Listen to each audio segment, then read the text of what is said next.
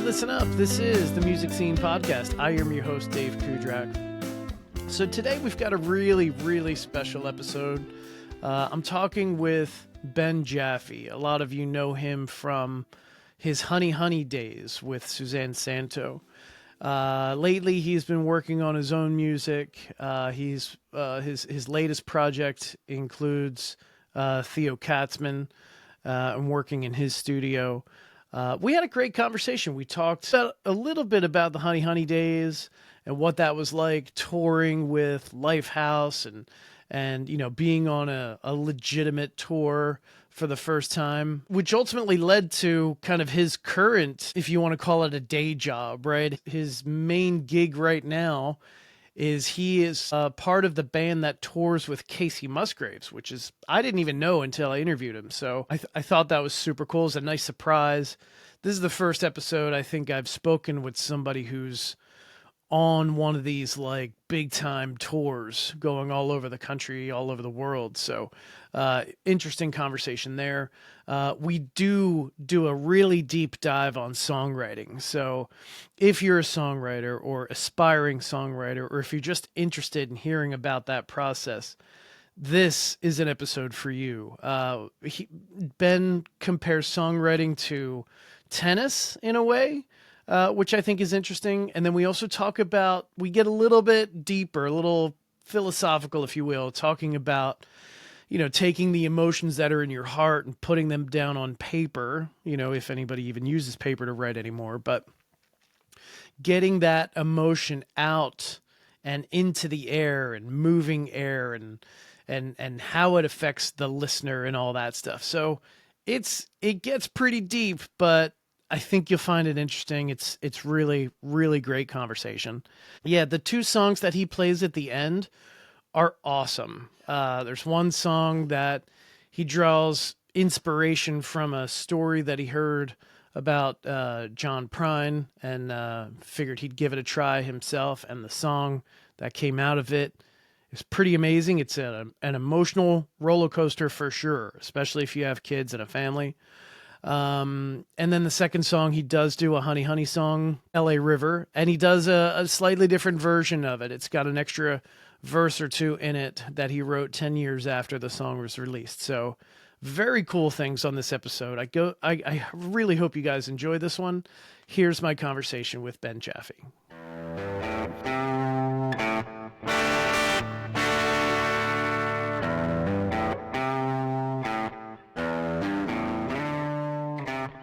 Well, thank you very much for doing the podcast. I really appreciate it. Oh, man, thanks for having me. This is great. Your new song, Jacaranda. That's right. It's a great song, by the way. I love it. Thanks. I love it, yeah.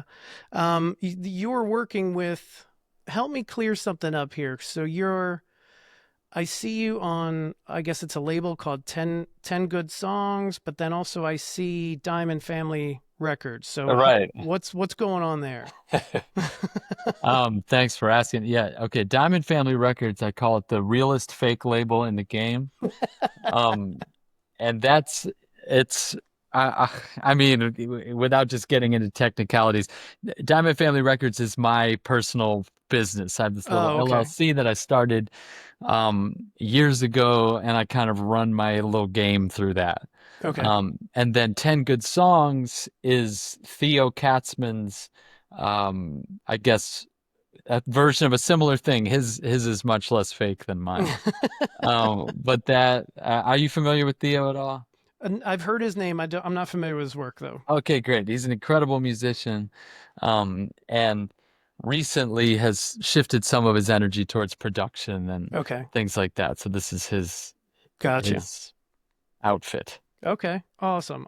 So I know, so that song is, I guess, released on, is it Bandcamp is your primary platform? That's right. Okay, great. I noticed you don't have anything on Spotify or the other streaming services, right? Yeah. I have my older records are still on the streamers, but this, and stop me if this isn't the kind of thing that you want to talk about. No, I want to hear it all, man. Oh, okay, great. Well, I've been through a lot of different types of releases over the years, and I think such an important part of it for me, now especially because I have this kind of day job, for lack of a better word, with this touring band that I'm a part of. Oh, okay. Um, so I'm able to do things. I'm kind of subsidized by that in a lot of Nice. ways, so I can kind of strike a little closer to the fundamental, you Mm-hmm. know. Yep. Um, so the streaming, I don't think I think eventually I'll put this music up there, but I'm experimenting with what it feels like to not just dive into that ecosystem and feel Right. like that's the option and I play by those rules. And I'm Mm-hmm. going to allow this company that had nothing to do with the production of what I'm releasing set the price for it. And, Right. I just kind Yep. of feeling the other side of the I hear you. I hear coin. you. No, that's great. It's a little more grassroots, if you will, right? Your approach Sure. now. Yeah. Yeah. And as I understand it, I guess if somebody wanted to download a copy of Jacaranda, they could either do it through Bandcamp, or I think I even saw a post where you said they could, reach out to you, I guess, on Instagram or something, or email, and you would send it to them. Is that right? Yeah. Yeah. People can reach out to me directly and I can share links and, Okay. have that kind of connection. Awesome. So you've been in the business quite a bit. Where did it all start for you? You were part of the duo Honeyhoney, right? That's right. It was you and Suzanne Santo. Prior to that, did you have any kind of like commercial success or anything like that? All the work that I did before, so when I was a kid and started playing where I grew up, it was like a kind of casual, like a function drummer almost, like I'd play in cafes and I'd do Mm-hmm. or restaurants when I was in high school and it Yep. kind of weddings and things like that. So it kind of became clear that this was a job that you could make at least some money at, and how great is that? Mm-hmm. And then once I moved to Los Angeles, which I did right after high school, so I just turned 18 when I moved to LA. Okay. And you were Um, originally from Massachusetts, is that right? kind of New York and Massachusetts, yeah. Okay. Yep. I spent equal time. But where'd we go? Oh yeah, LA. We got to LA, and as I kind of, it felt really slow at the time, but looking back, it actually happened pretty fast. I started to work, I guess, more like a studio capacity. So I met some wonderful producers, older folks, that, serve like a kind of mentor Mm-hmm. role for me. So I ended up doing this weird shit. I'd be like playing on a cartoon score Oh, for, really? yeah, and like my first gigs writing for all these like Nickelodeon and Disney actors. Really? Yeah, That's who awesome. yeah. I love that. So yeah, so they all, wanted to have music careers, and Mm-hmm. I just kind of sit in this studio on the West Side and like crank out these songs. That's fantastic. I love Yeah. it.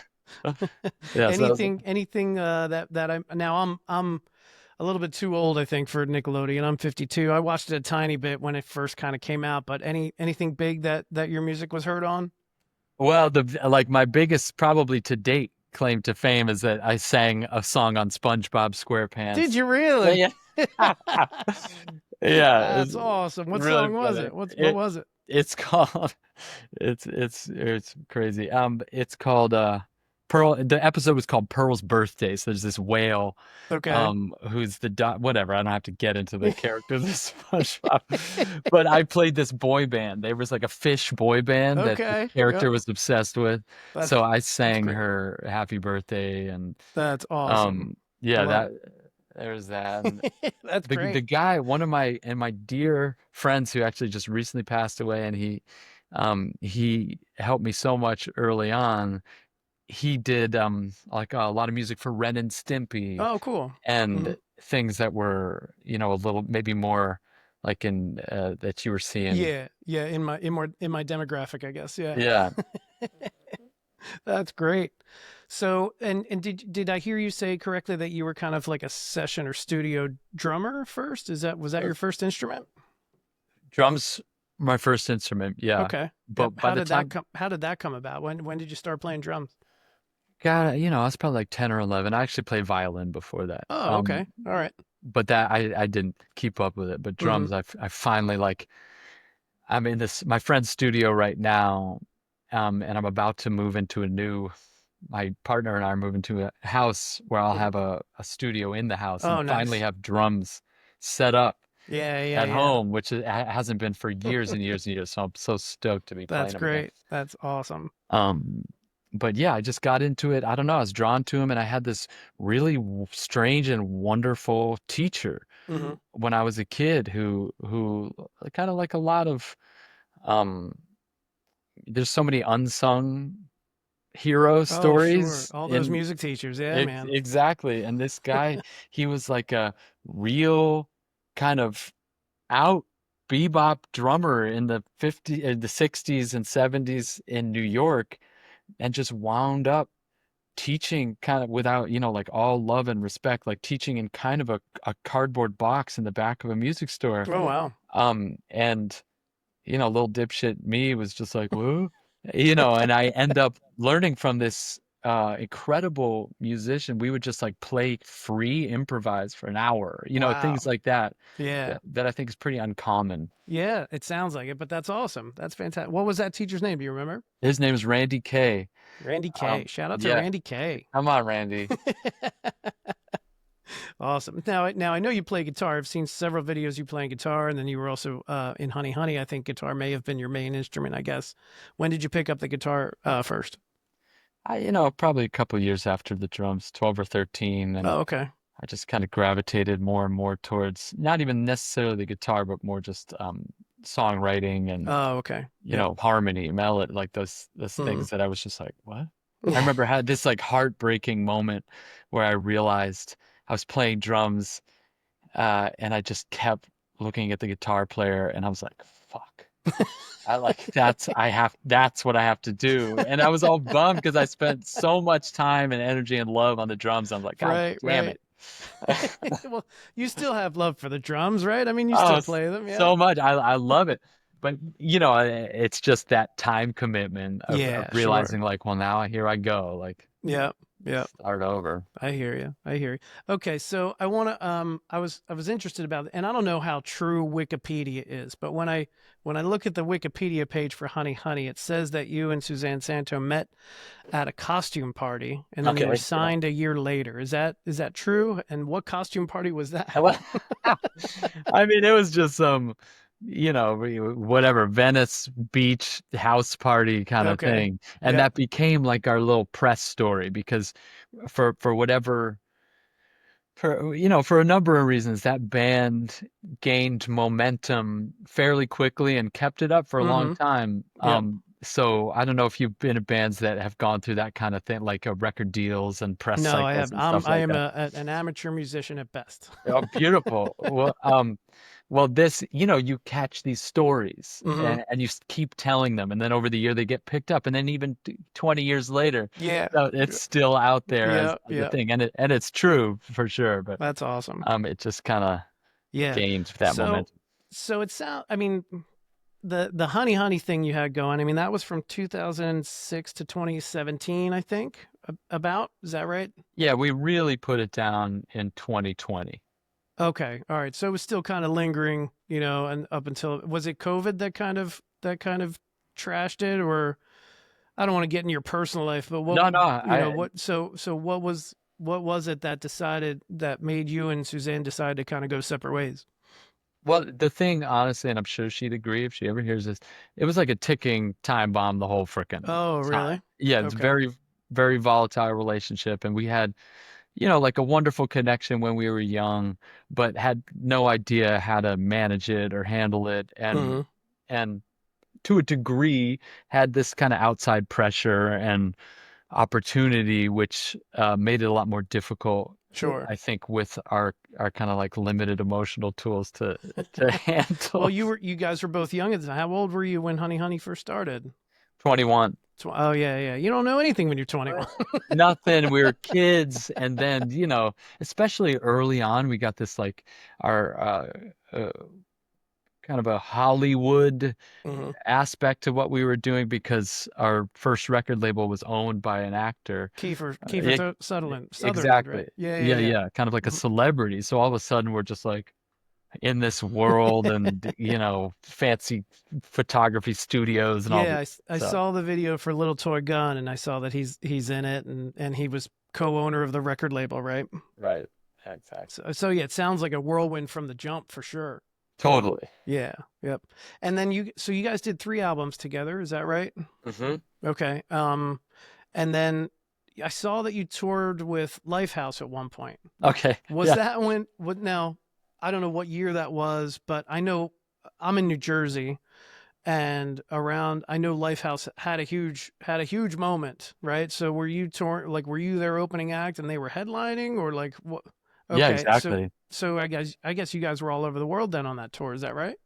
No, we were only in the States, Oh, I think. okay. But But we still, that's a big tour. Yeah. yeah, they had two kind of monster Hmm. hits at Yep. like peak CD era. Yeah, that was our first touring opportunity, and we went out with them, it must have been like 9 months or something. Yeah. Um, Played a ton of shows, learned a ton. There's the sweetest freaking dudes. Nice. Nice. And it was actually such a great warm up to that kind of thing because we only had to play, I think one of the tours we were playing like a 20-minute set. Okay. Yep. Yep. It was us and this guy named Matt Nathanson and Oh, Lifehouse. I don't know Matt personally, but I know his name. I know his music. Yeah. Sure, Yep. yeah. Nice. So we were just like, little dipshits playing a 20-minute set and driving around and like smoking a ton of weed and just Yeah. Right. Yep. being fools. Did you have a tour bus at the time, or were you just like following him around in a van or whatever? Yeah, Yeah. exactly. Okay. All right. Truly hazardous. Yeah, yeah. I was kind of wondering, like, because I haven't spoken with anybody who's been on like a legit tour like that. You know what I mean? So what does that look like? Give me an idea of kind of like what the day in the life of an opening act is on a major tour, if you don't mind.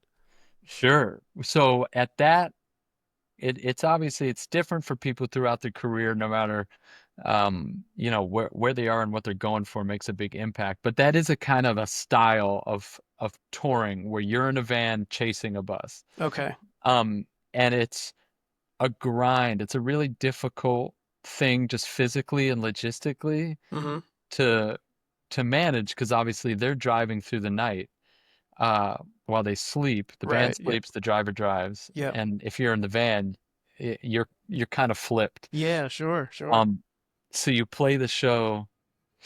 I don't know how granular you want me to get, but As it's granular as you want. We got all kinds of time. I'm interested, man. sure. Yeah, I mean, it can be a great thing in the sense that you have this experience and you have a certain type of exposure, which if you are either focused or lucky enough, you can build a community through that kind Sure. of thing when you're Mm-hmm. and we did that, but Yep. over years and years. Like one tour never did it for us. It was just honestly, we toured for 12. I mean, I've except for no, yeah, I've toured every year of my life Oh wow. since 2020, since I was 23. Okay. Well, that's Um, amazing. That's I awesome. mean, it's just become a part of my life and Mm-hmm. it's changed the whole time. So in the beginning, yeah, we were in a Jeep Patriot at the time. That was our first thing. It was just the two of us just bumping around, and then we got Nice. a van, and then we got a trailer, and then Oh wow. Okay. All right. and then the band fell apart, and now I'm in this other band, which is on a completely different scale. Okay. Um, Yeah, so I wanted to ask you about that. You earlier mentioned that you have this touring group that you're a part of. What's that all about? so that's the artist Kacey Musgraves. Oh, Um, wow. Okay. I had no so, idea. That's oh, awesome. really?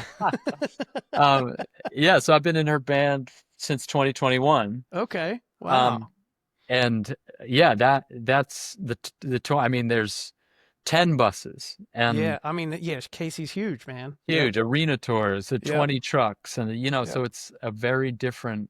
I'm so thankful actually to have had those opportunities or those experiences and these experiences and Hmm. like a fairly encompassing That's touring. fantastic. That's great. What role do you play on that tour? Guitar player or? Yeah, I play guitar and I sing.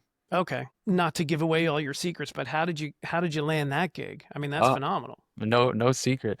Um, it's so a dear friend of mine named Drew Taubenfeld, who I actually met because he subbed into my old band, Honeyhoney. Hmm. Uh, he is a music director, kind of. I keep talking about these like day jobs. Yeah, yeah, yeah. So he's an MD, and for years and years has been putting together bands and shows for artists, in that sphere and on Hmm. that level. So this one, especially when Honeyhoney, finally laid to rest, Yep.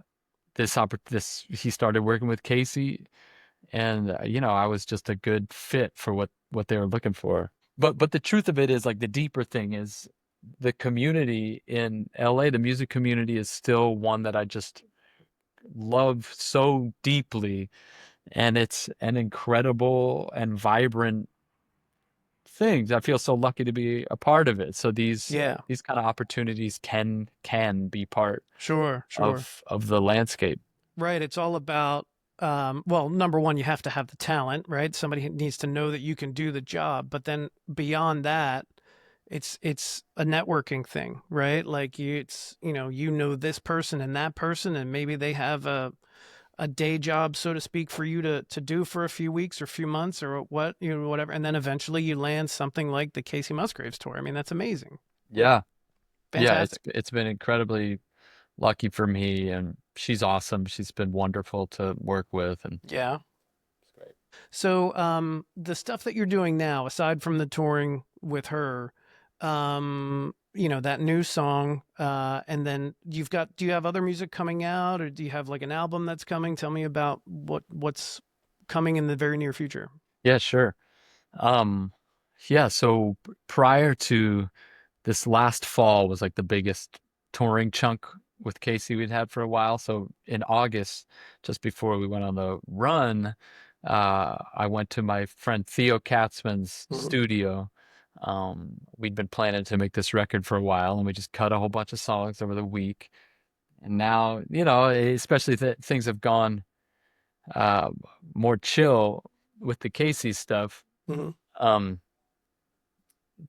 trying to figure out how those two things can coexist. It's like, how can Right. I continue to produce and release music and to have this more, I don't know, secure, but almost like employee Sure. situation? Yep. Yep. Yeah, so that record's like in the process of coming out. I'm basing a lot of it around. It's funny we're talking all this about touring, but so much of my focus I feel like is local. Like I Mhm. just want to be here and serve this situation the Right. best The I LA can. music scene, right? Yep. The name of this podcast is called The Music Scene, right? Tell me a little bit more about the LA scene. And I don't know how familiar you are with the Nashville scene, but if you are, can you compare and contrast those two scenes? Yeah, so I did live in Nashville for a couple years, and obviously or not obviously, I mean the artist that I perform a lot with is a Nashville artist. Yeah. Just there a couple weeks ago. Um, we had a great, so what we did our first like extracurricular show, which is we're on a little run of Casey shows, and we think, we're gonna do our own little show on the side. Okay. So there's this great drum shop called Nelson Drum Shop Mm-hmm. in Nashville, and we did a show, some of the guys from the band I'm in, and a whole slew of just ridiculous Nashville acoustic guitar players. Like Okay. the theme of the show was acoustic guitar. Yep. Um, and it was, my friend was commenting because we walk in and it's like all these, I think they're called like Colton cases, these beautiful um flight cases Oh, okay. Yeah. with like 1940s Martins in them, and just like they're all locked up. Yep. It's everything straight, and then it's like all the LA guys. We're like, it's like a guitar dumped against a thing, balanced against the. We just thought that was a really a funny contrast. Um, Nashville has a connection to a serious folk music tradition, Hmm. um, in a very deep way that's very rare. Okay. Um, the bluegrass and the country community in Nashville have a lot of like defined values and repertoire and um, yeah, just a sense of lineage Okay. Yep. that is really beautiful and can be really productive. Like it can create a lot of virtuosity. Sure. Yep. You Hmm. see it in flamenco culture, in Europe Hmm. and anywhere where there's like a line gospel Yep. music, because there's this strength, community, and a little bit of an insular vibe. Sure. It can yield and kind of like nurture musicianship in a really wonderful way. Hmm. Um, LA, I think, has less of that. Okay. It still does. There's wonderful roots players and there's like lineage and community, but it's much more of a, whatever, a melange of Yeah. a city. Is a huge kind of messy place. Right. Right. Um, You've got a ton of different styles in LA's history as well. You know, you've got Yep. the whole peace and love movement and the rock of the 60s and 70s, and then 80s hair metal was gigantic in LA. You know what I mean? Yeah. So there's a big mix, you know, in the LA scene, right? Yeah, and a huge Latino culture. Like there's almost two clear cities here, Hmm. and so the interchange and the exchange in that way creates obviously a different thing. But I think what's so powerful about the scene out here is there's like a palpable creative energy Okay. that is really exciting and inspiring. It's not all music. Okay. There's a lot of film Yeah. and kind of narrative work being Hmm. done out here. Yep. So that is a big difference between here and Nashville, just like macro, Right. I got you. Yeah. I you got it. know? Yep. It's They art. It's kind of art as a all encompassing art as opposed to just really kind of focused on the music itself, right? can be. Yeah, because it is a total industry town, but it's a movie industry town, film and Right. TV Right. industry. Yep. So music is always like, this kind of like little critter in the corner. And I think can yield some interesting things, but also like God, I'm just gonna babble, but it's Go like ahead. the the presence of the pop music industry in Los Angeles makes a huge impact too, Oh, because yeah. Absolutely. Yep. there's a type of money out here that is pretty rare in music, and it's Sure. a very small community, but it swings big, and Nashville has that to a degree too, but it's not on the same scale. Yeah, agreed. I always like to ask songwriters about their writing process because I'm not a prolific writer and I've only got maybe 4 or 5 songs, you know, out on the streaming services. But as someone who's been writing for as long as you have, what does your process look like? And then has it changed over the years or is it pretty much the same? The biggest thing that's changed is I'm not as shitty to myself Oh, okay. while I'm doing it. That's awesome. Yeah, that's the big shift. Yep. I think it's always like a little bit dynamic because you kind of feeling out what maybe your needs are or what your interests are when you're doing it. Hmm. Consistency is such a huge part of it. Really, the way I think about it, I got two like Two thoughts going Im on. images, yeah, almost That happens to me that all the time. that have come lately. Yeah, so I love tennis. Like I got super into tennis. Hmm. Do you play at all? A little bit, not religiously, but yeah, a little. I have 2 young daughters, so Oh lots of yeah. times if the weather's nice here in Jersey, we go to a tennis court and play. Yep. Yep, get out there. Yeah, I like veer on religious. Okay. When it comes to, I'm not proud of that. It just seems to be happening. So when you're gonna hit a forehand or whatever, you have to go to the spot and you have to plant yourself, you ground down, and you do a complete motion. Mhm. And if that motion can be, effortless is the wrong word, but it's convenient. It's like It's got to be efficient, right? it's got to be efficient, it's got to be committed, and it's got to be complete. And it's Mhm. it's one thing. Yep. There it is. And you don't worry while you're swinging like, oh my God, Oh, is it? okay. What if the shot's not good enough? Or you you do the shot. You Right. just Yep. swing, and Hmm. then you deal with it. And songwriting, I think, is really the same thing. I think, I don't know, I'll be a dick and say for everyone, but for me at this point, Hmm. like I'm at my best. I'm just working on taking just you do the swing, lay out Right. the song, and then So I'm really digging what you're saying. But I want to understand a little bit more. So what is an example of like doing, not thinking too much about the swing when you're songwriting? Is it just powering through a song until you think you get to where the end is and then going back and cleaning it up later, or something else? That's a fair question. Um, and like in my mind, all the above is a great approach, but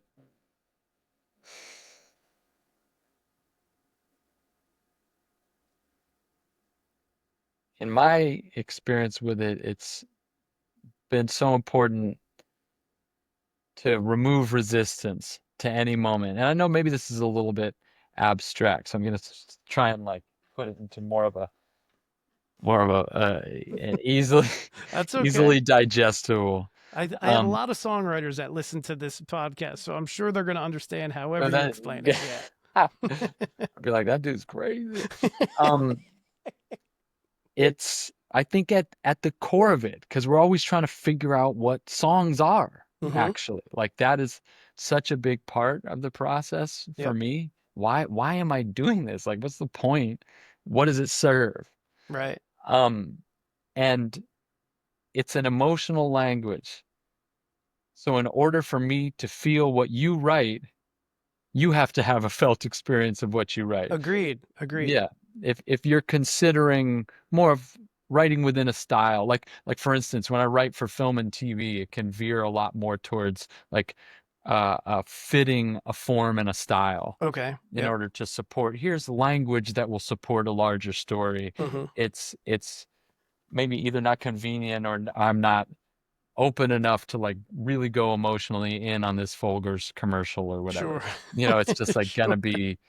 it's gonna sound like how you think it should sound. Right. Yep. Um, but when it comes to the songs that we write and what we're offering, um, yeah, the clarity of that emotional energy, because it is emotional energy Mm-hmm. that we're gonna turn to acoustic energy and it's gonna shake the air and you're Right. gonna feel it. Yep. Um, just like singing, just like playing, I think the clarity that the one who's delivering it is able to experience is the clarity that the audience is able to access. Okay. Yep. Um, and again, that doesn't mean that every song is going to embody that perfectly, but when I sit down to write, especially at this point, I'm just trying to stay connected and attention really man, this is making less and less sense the more I say it. It's so hard to I describe right get now. it. I think I get it. I think Yeah. I get it. Ah. I do have one other question though that's related. Like, are you the type of guy that says, "All right, I'm going to sit down and write a song, or I'm going to sit down and spend an hour or two writing right now," or does your songwriting just kind of happen whenever inspiration hits? No, no, if I'm especially if I know, hey, I'm working on a record and I'm in this phase where my life allows for this kind of time, Hmm. um, then like for instance on this last record, I got so sick of scrolling. Everybody has 1,000 of these freaking The voice ideas. memos. Yep. Yep. Okay, it's just too overwhelming. I can record them on my phone. And I don't like looking at them. So I just started writing them down on huge pieces of paper. And I Okay. thought, all right, this album is done when I fill 10 of these sheets. Yeah, I saw that on Instagram. Right. The post that you made with all the songs on the wall. Yep. So I had to create a structure for myself in order to know when it started and when it ended. Okay. Yep. Um, and to be able to look at it as a whole. Hmm. That's also important, especially for me writing a record. I need to see, oh, okay, I think I have this theme covered. Like you don't shut Hmm. up. Like you don't have to write another Right. love song or slow song or fast song or this song. Yep. We start to see what's an album experience. So That's it really really, cool. Yeah. yeah, it helped for me to just be able to see the entire thing. Yeah, that's awesome. Yeah, I don't think I approach it that way at all. I'm very much like I'll wake up with some kind of random tune or melody or something in my head and then I sit down and try to hash it out, but I don't ever really give myself time to say, "All right, I'm going to write." And I probably should do more than that, because I'd have more songs released if I did. Maybe, but who knows? Maybe they wouldn't be as good. Or Yeah, who like when you knows? sit down and you're hashing it out, what does that mean to you? So if I wake up with like and it's not always wake up, something pops into my head like a interesting phrase or something. I'm like, ooh, I like that. So like there's a song, it's probably my most popular song. It's not on the charts or anything, but it's my most popular song is called Firm Grip. And it's about my dad's experience with alcoholism, right? I always looked at it from my own experience, like what it's like to have a father who's an alcoholic. I never really looked at it through his eyes. So I thought, one day it might be interesting to write a song as if he were singing it. So I had that idea in my head already. And then one day, something about a line came to me when I was thinking about it. And it was called "The Whiskey's Got a Firm Grip on Me," and I was like, "Ooh, I like that's where it started."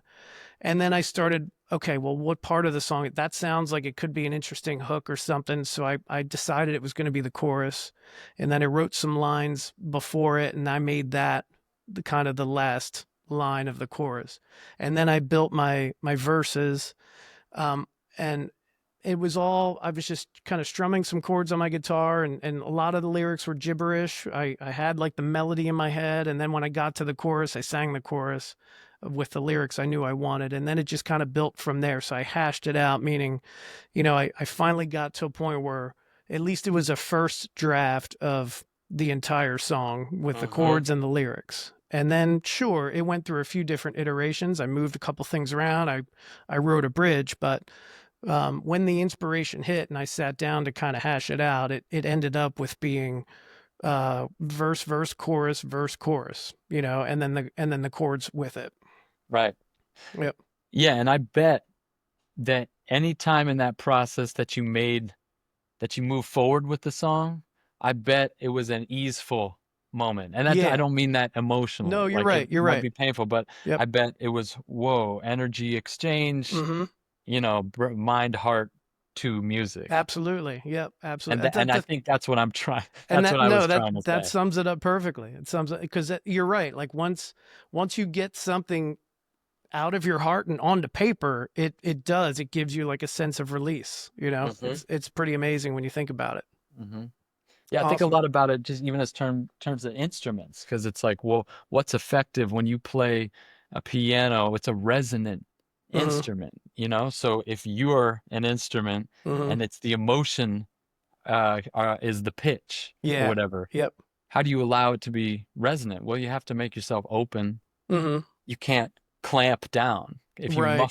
If you muffle yourself, the frequencies are muted. Yeah. Yeah. And I subscribe to that wholeheartedly. I think that's why I have a difficult time writing songs that are not personal. You know what I mean? Like Mm. all of my few handful of songs are all very personal. They all have a story behind them.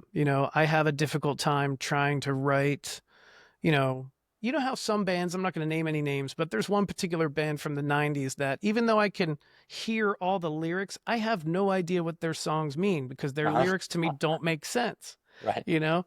So like I'm not saying it's not personal for that songwriter, but like I can't write a song like that. Like it needs to all make sense. It needs to connect. It needs to be some kind of story or some kind of an emotion that's out. Because when I do write, I do have a tendency to just kind of open myself up. Yeah. You know what I mean? Yeah, totally.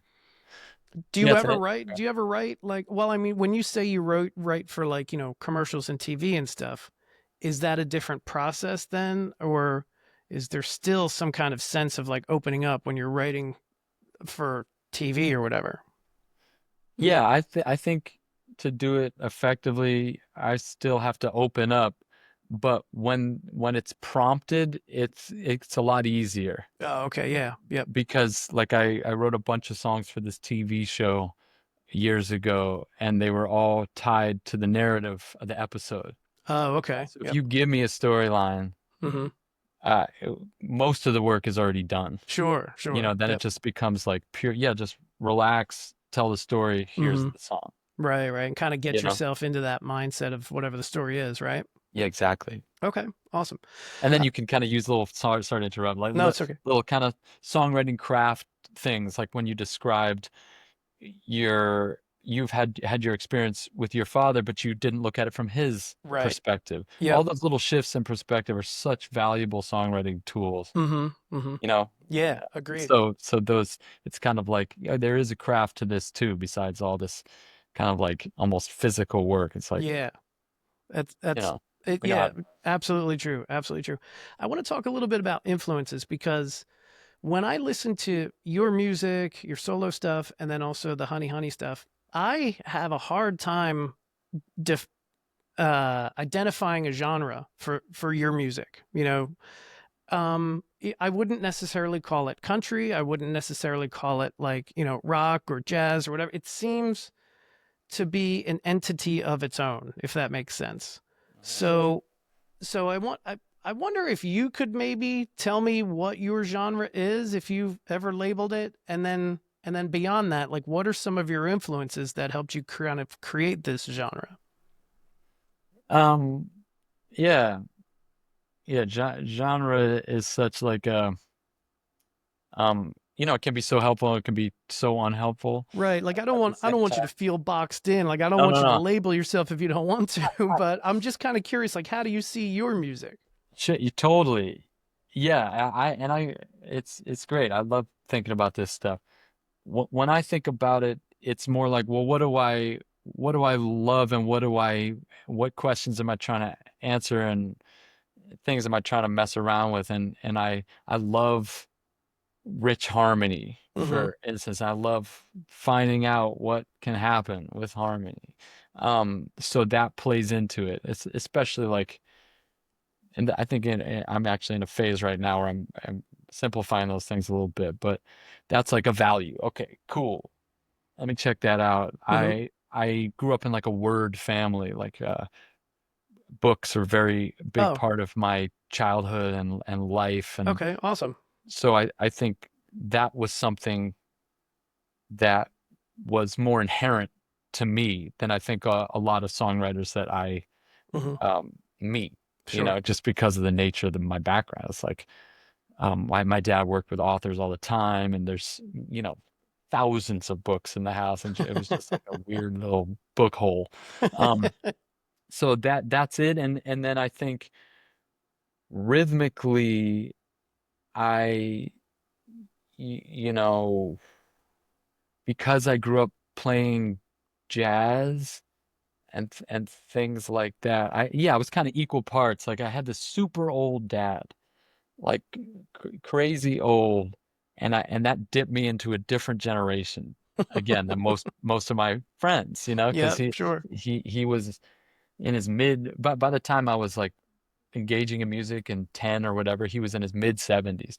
Oh, um okay. Wow. Yeah. so the music he would listen to was so different than any other parents Sure. Yep. of kids my age. So I had like a kind of different look at it with that sense. And then my sister had incredible taste in very like 90s alternative. So Mhm. it would be like Bjork and the Beastie Boys Nice. Yep. and and rock music, but hip hop and all this stuff too. So I think maybe that's, I really like fell in and connected with when Napster came out, that you Mhm. just get everything. You get Yeah, whatever yeah. you want. Yep. Everything becomes a mixtape. Um, Yep. and so that's how I've always kind of felt about my music, along with the fact that I was never someone who could easily imitate other musicians. Like I know and grew up with some incredibly talented kids who would be Mhm. like, "Oh yeah, that whatever Mhm. Pat Metheny solo goes like this." I'd be like, Oh, "Wow, okay. okay." Um, and I just never saw myself that way. Okay. It was much more like, well, I got to do the best what I can do, Right, right. which So ended up you were being, never in any cover bands back in the day then? no, I mean I was, but they were like jazz. Oh, okay. And I still do. I love playing that stuff. And I did my first band. We were like a Nirvana cover band, Oh, okay. Cool. basically. Yeah, But I very was playing cool. drums and Nice. different things. Nice. Doing your best Dave Grohl impersonation. Exactly. So who are some of your influences then, either now or throughout your entire life? Sure. From that, like maybe more recognizable folks, but I loved Nirvana. I loved Jeff Buckley. I went through kind of like a serious obsession with Jeff Buckley. Hmm. But at the same time, I was listening. I loved Art Blakey and I loved Max Roach and these jazz like 60s, 50s and 60s, really, kind of deep jazz drummers. Hmm. That I listened to a lot of the music of. Trying to think. I love Django Reinhardt. Oh yeah, nice. Yeah, that was like a big. I love Paul Simon. Randy Newman was a huge Yep. kind of mind expander for me. When I moved to LA, I didn't know about anything like that. Okay. I Yep. didn't know about the Beach Boys. You Right. know what I Right. mean? Right. It was Yep. partially because of my dad. Sure. Kind of skipped a lot of that music. Right. Um, By the so by the way, your cover of "Going to Graceland" from Paul Simon's amazing. oh, thank you. You're welcome. Yeah, Paul Simon I grew up with. That Yep. was like the Graceland album was huge Mm. um in our house. And yeah, when I moved to LA, I just because the same guy who gave me the SpongeBob gig, he was a guy named Andy Paley, and he was a close collaborator with Brian Wilson Oh wow. and a lot of these just incredible musicians that I was just learning about because I was still a teenager and it was like, whoa, you Hmm. know, Yep. who's that? And then I'm hearing and getting this really personal perspective of someone who worked with them. So it changes it. And Yeah. Sure. again, I'm on that blab, dude, but it It's all I think this is important. It's like I, s- I think seeing someone in person or having a closer experience that's not the hero experience right. Hmm. of a musician Hmm. is incredibly lucky and incredibly productive. Like I just was on tour with this band called Nickel Creek was part of the tour. Okay, I think I've heard of them. I'm Inc- not familiar with their music, but I'm pretty sure I've heard of them before. Incredible musicians, Hmm. like top of the game. Yep. And people who I'd in the past been like, oh, this is a level that doesn't totally feel uh, relatable Hmm. as far as being able to achieve. Um, and then getting to play with these folks in a room, not to go back to tennis, but just like tennis, like Yeah. you see the body do the thing Right. Right. in person, Yep. and you're like, oh, okay, it's not any less incredible, but it becomes something that you realize your body could do. Right. Something somewhat achievable. It's not. It's not. You know. Yeah. Exactly. It's not And way it's out there. It's not beyond reach. Yep, Yep. and it's how we learn how to do this stuff, and it's wonderful that we've had all this access over the years, and it's weird and great, but weird that like whole industries have been built around like selling Jimi Hendrix t-shirts, Hmm. um, and things like that. But it it confuses people. If you're in the room with Right. this person, it's like, oh, you are a human, and Right. Right. Right. humans can do that. Yep. Yep. It's funny that you say that because I think that's something that I'm realizing with this podcast as I have conversations with more accomplished musicians such as yourself and a few others. It's like, oh, like and I used to be one of those guys that would get extremely starstruck.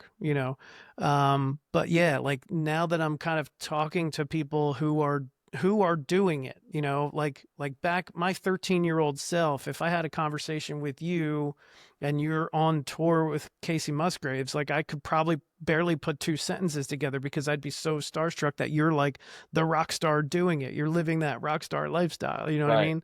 But now Yeah. as I have these conversations and I'm talking to you and we're having a good time and it's you are an accomplished musician, but you're also a human. You know what I Sure. mean? Yeah. Yeah, and it is funny. That's one of the like beautiful tragedies of music in this time where we grew up with it. Hmm. Um is and stop me if I'm going off, but No, you're like good. the um the industry that's been built around it is a storytelling industry, Oh and yeah, that's a good and point. it teaches us to look at this cultural product in a certain way, and part of that way is super exciting. fucking love the Beatles and I Mm. will read a Beatles book, every day of my life, but it does move us further and further from the reality of what those four dudes Sure. actually did Yep. and we're doing, and that Yep. we can do that and we Right. can make these sounds, Yeah, man. it's like it's so important to remember that, and it's so rare to find really grounded learning opportunities as a musician to Yeah. Yep. like, oh, this ain't what they told me it was, you know? Right. Yep. That's awesome. Before we get to the performance piece of it, um, did you have anything else that you wanted to talk about or promote or anything like that? Anything we missed that you wanted to cover? I'll talk shit all day, Dave. I just want to, you know what I want to promote? Go ahead, do it. There was a lawsuit a couple years ago where Ed Sheeran got sued for writing a song that sounded like Hmm. Let's Get It On. Yep. Yep. And Yep. he goes, there's only 12 notes in music. What am I supposed to do? Hmm. You know? Yeah. And I just want to tell everyone, and like all respect, he's like maybe the most popular musician in the world, Sure. One arguably, of. Yep. there's more than 12 notes, everybody. There's not just 12 notes. That's a Well, lie. there's 12 notes in what? Western music, right? There's always that caveat, Exactly. Western music. Yeah, like get out of town. And it's all good. I'm not like, yeah, you Yeah. should be, but Yep. I think it's important, honestly, to be like, this thing isn't this little thing. Right. Yep. It is way, way bigger. And Sure. we can connect in so many more ways than Mhm. than we think we can. I was speaking with her name is Carly Zimmerman. She's a songwriter in Nashville, and her episode's going to be the one that gets released next as soon as I get done editing it. So hopefully tomorrow. But anyway, she spent 6 years in Dubai as part of her like her regular day job work, and she said that she at like 4 or 5 times a day there's like the time to pray or whatever, the moment of prayer they call it or something like that. Yep. Call And to then prayer. all of a sudden at these times you hear this ethereal music throughout the whole city all at once, and it's like somebody on these loudspeakers like singing a cappella like the words of the Quran or something like that. Like Yep. it's not like anything you would ever hear here in the United States. So when she told me that story, I was like, no way, that happens throughout the whole city like 5 times a day. And Five she's like, times a yep. day. Uh, yeah, think about what that would do to your musical vocabulary. Mm-hmm. Yep. If just song was a part of your like daily public life. Yep. I have a friend who's Egyptian, and we've just been playing some music together, and he always is going to hit a note where I'm like, oh, like, oh, You're like, wait, yeah, that's not in the book. yeah, yeah. Thank God. Um, anyway, so That's let's great. That's promote awesome. that.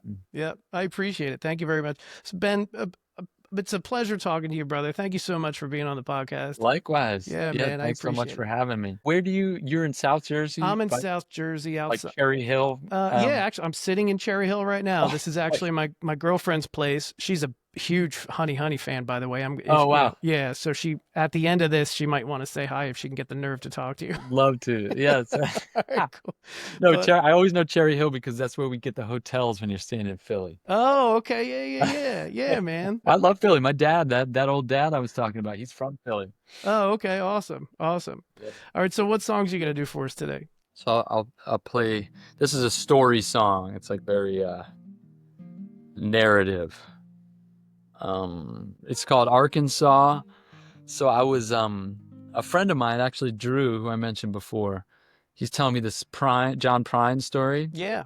Yep. Um, he's like, I heard Prine's out to dinner, and big table, 10, 12 people all out to dinner. And hours go by, 3 hours go by.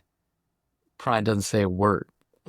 And eventually somebody's like, John, he's like, you all right? And Prine goes, man, I just love songwriting. um, and you're like, oh. And he's just listening to people. Oh, he's listening to like the Um, conversations and stuff. yeah. So I was in Fayetteville, Arkansas. I got there the night before the band, so I was alone. I go out to dinner and I'm about to like look at my phone like I always do. And I was like, Prime.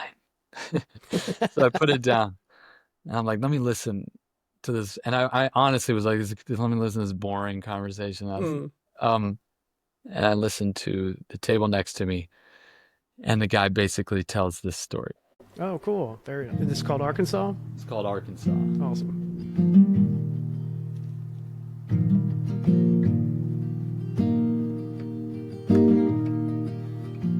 Wait, maybe I'm in D. Yeah.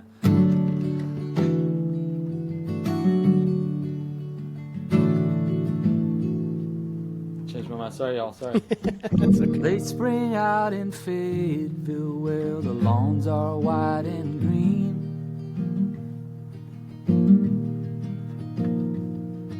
Sometimes when the wind picks up, it's like nothing you'd ever seen.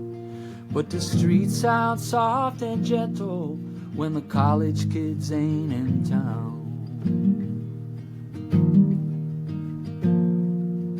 That's why we made a family there when we're done messing around.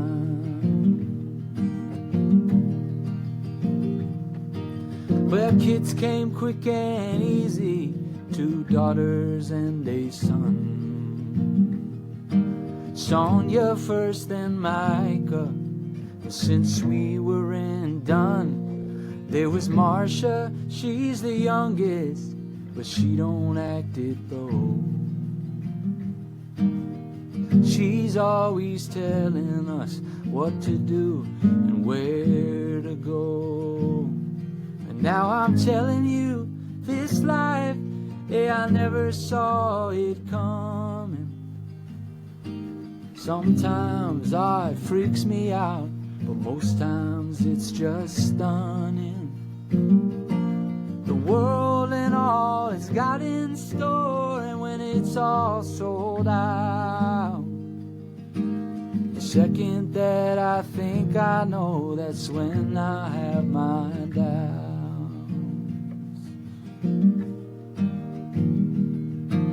Well, I was out on business a couple states away.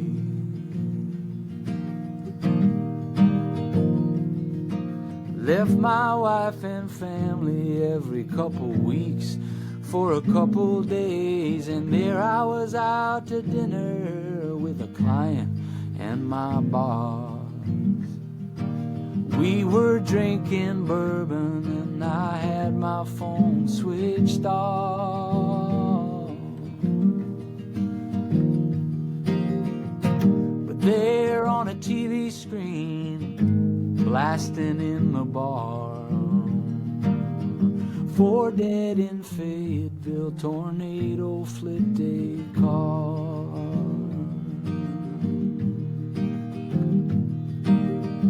Well, I took off home driving, I was half drunk, half mad, and I turned on my phone to see the messages I had. There were 6 missed calls from Marcia and a voicemail that she left. Almost couldn't cue it up, I was so scared what she'd said. She said, Daddy, I'm afraid, and I don't want to die.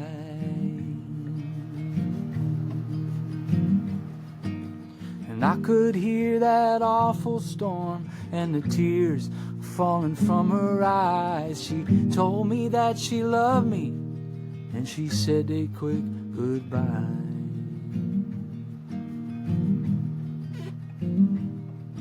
Then the message it just stopped abrupt, and I couldn't stop crying. Now I'm telling you, this life, well, I never saw it coming. Sometimes, yeah, it freaks me out, but most times it's just stunning. the world and all it's got in store, and when it's all sold out, the second that I think I know, that's when I'll have my doubts.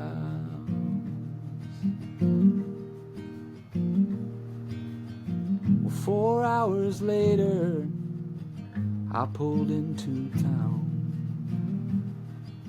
Cars all flipped up on their sides, and a fallen cell phone tower. But when I pulled in my driveway, about broke my heart with joy when I saw my wife holding both my daughters and my boy.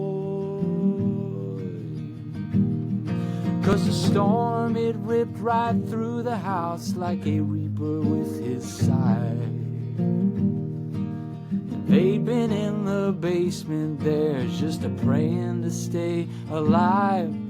They must have hopped up and over, for what reason we can't know. Landed about a mile east, and it took those 4 poor souls. And now I'm telling you, this life, I never saw it coming. Sometimes, yeah, it freaks me out, but most times it's just stunning. The world and all it's got in store, and when it's all sold out, the second that I think I know, that's when I'll have my doubts. The second that I think I know, that's when I'll have my doubts. All right, man. Very nice. I love it. Great. Good stuff. Great. What do you think? What kind of song you want? Are you able to do like a Honeyhoney song, or did you want to do? Shit. Are you able to? Yeah. Well, I could check this out. We had one called L.A. River. L.A. River. Okay. Do you remember that? Does she know that one? She's looking at me like very impressed. She can't. She loves it. Yeah. Okay, I'll do L.A. River. I was on our right. second record. It's called Billy Jack, and All right, this awesome. this was one of the first time we're talking about like a tennis swing. Woo. We're in the studio, during the recording process, and just sat down. And this one just like, bleh. Just kind of one shot just came out. Yep. Nice. And then I added the second half about 10 years later. Oh wow. Okay. All right, L.A. River. Here we go.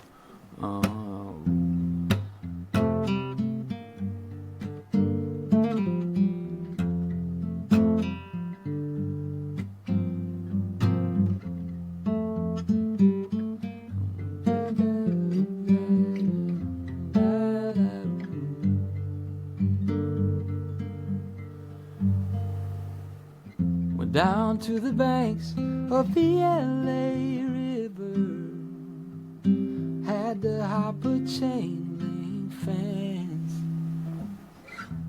concrete walls on the L.A. River, oh, water lapping up on the cement. Oh, but I love my new home. Yeah, listen to the big city sound, yeah. Watching that L.A. River roll down by the trains past Chinatown. Hey, hey,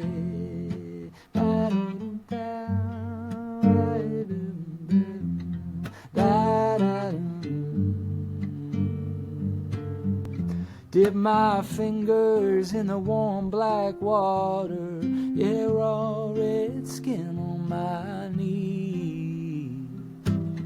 Sailed my boat down the L.A. River, oh, thought I saw a body in the weeds. Oh, but I love my new home, yeah, listen to the big city sound. Watching that LA River roll down, oh, by the trains past Chinatown. Hey, hey,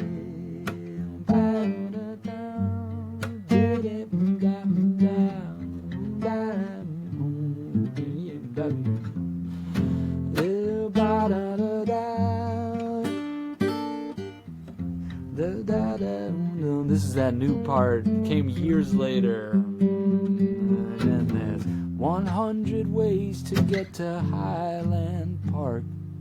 1,000 bits of glass buried in my yard. I took the 405, I took the 10. Yeah, I'll be mailing letters to my West Side friends. Not needed in Reseda, those twisted webs I spun. This woman on the metro swears to me that I'm her son, and I came for benediction. My graceless childhood gods, they had me face down, licking pavement like a dog. And God bless Cheech's Pizza, God bless the House of Pies. I'll be shedding toxic additives until the day I die. Make adjustments to ambition, make me a set of keys. Made up my mind, I think that we should call it Los Feliz, which is a very LA reference that might not make sense to anyone who doesn't live there. But, oh, but I love my new home. Yeah, listen to the big city sound, yeah. Watching that LA River roll down by the trains past Chinatown. Hey, yeah.